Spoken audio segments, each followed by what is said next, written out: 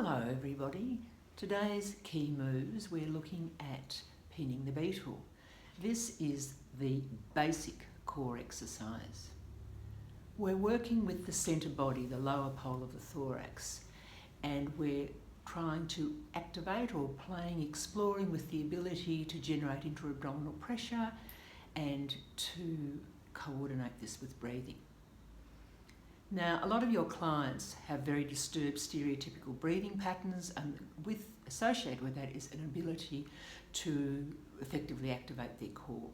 So these go together, so we have to look at them together, but what seems to be a ridiculously simple act is quite difficult for your clients. They're stiff and they're very unaware of the inner sensation, interoception in their body. So to start with, I'm going to have you have good support under the head. Be prepared to build the head up quite high, because you can see if people are really stiff in their chest, as we start to activate the centre, we need to support the head and neck. The problem with the centre is that people hold too much tension, either too much abdominal tension or they lock in the lower back ribs. Both affect where the thorax sits in space over the pelvis and disturbs the ability to generate this internal control. So the exercise, quite simply, is lying on your back with the head well supported, legs soft, the ability to inhale without lifting, and on the exhale, just dropping the ribs back in contact with the floor without any push with the legs. And then to simply stay in that posture, monitoring, my lower hand is actually feeling my core is on, the abdominals have to work to do this, and my top hand is monitoring no lift of the chest. Being able to hold these ribs in this position helps to stop people upper chest breathing, and a lot of your patients will find this deceptively simple activity of bringing the ribs down and continuing to breathe really difficult.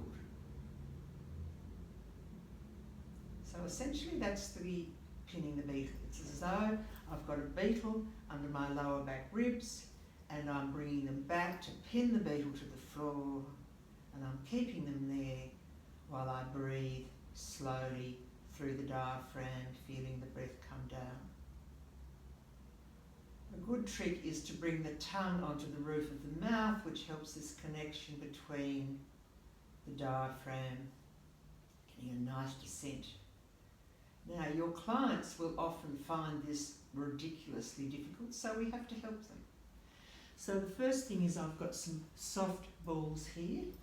If I just place them, you can do the same with a pair of socks, women's socks, and they're just under the lower back ribs, slightly to the side. And so on the exhale, it's like you're saying to the client, just drop your ribs back down onto the ball.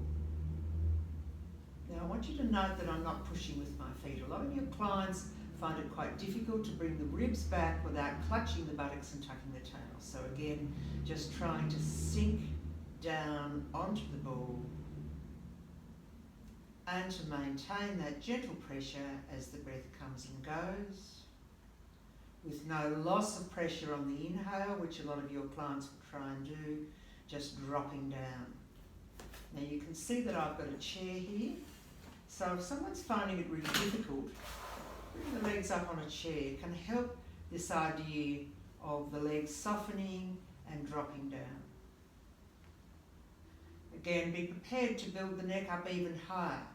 If someone's very stiff in the top chest, as you bring the ribs back, it'll tend to bring the shoulders forward. So our first action is to pin the beetle, to drop onto your ball, your socks, whatever you've got the analogy for, and feel how your core is on here. This is the deep abdominal muscle working with your pelvic floor and your diaphragm, which is a very important ability to coordinate the three, to develop intra-abdominal pressure, but also to breathe. The breath goes down and back. Top chest is soft, and you're letting the whole body sink, just sensing breath coming down, ribs back. And when you've got that, now we're going to explore working with the centre here, this lower pole of the thorax, and now breathe through the breath, sinking down onto the front of the spine, but can you gently come forward without losing the pressure here? Some of you find it easy to come forward, but you can't come back. Some of them you can come back easily, but you can't come forward. So can you just quietly picture where my hands are, sinking back onto your ball, but also floating forward. And we're opening this lower pole of the thorax. Again, I'm feeling my core is on here. And each time I breathe in, I'm just sensing that I can open it. And now we're going to also explore widening here. So if you want to use your fingers here, keep the shoulders soft. Just could you open wider? And what you'll feel is that as you can get this three-dimensional opening, as I say, some of you will have to work with ribs back more. Some of you won't need the balls, but you'll need to let the tummy muscles go to come forward. Inside, opening the space, and then widening. Very often getting the widening will help you to balance up. Notice my legs remain completely relaxed. And I'm just going to play with trying to stay with that opening, feeling the inside, the lower dimension of my rib cages opening out. Think about a round ball. Still feeling how I'm on, giving myself feedback. This shouldn't be a problem if you're getting this action here. Watching that you don't lose the sink back into the floor on the inhale. Watching that you don't shorten the exhale. And then a progression for your clients would be to bring the feet up here. Still just feeling the outer body relax. The whole of your brain and awareness is in opening the centre. And noticing where you need to put the awareness to get this. Think about creating a round ball inside. Ribs, spine back, front ribs forward, going wider. And you're wanting the client to really be able to sense being able to control this but being able to relax. And a good thing to think about is your client being able to sustain that and almost go to sleep. So we're looking to activate the internal myofascial system to generate this breathing coordinated with intra-abdominal pressure, to be able to control where the rib cage sits, but not using tension in the legs, in the buttocks, etc.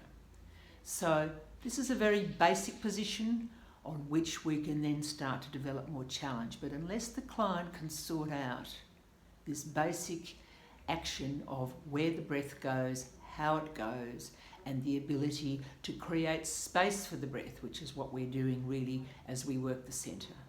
And this is what the axial fundamental pattern is, that we have to be able to get it in neutral before we can expect people to control it through movement.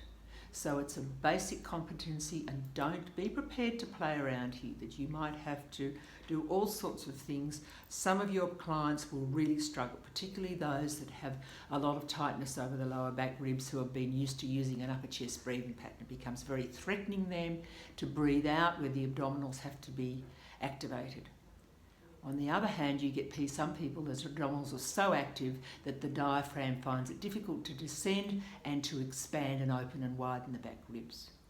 So that's why we're working for this dimension in 3 dimensions. It's as though the lower pole of the thorax goes round instead of being compressed or narrowed.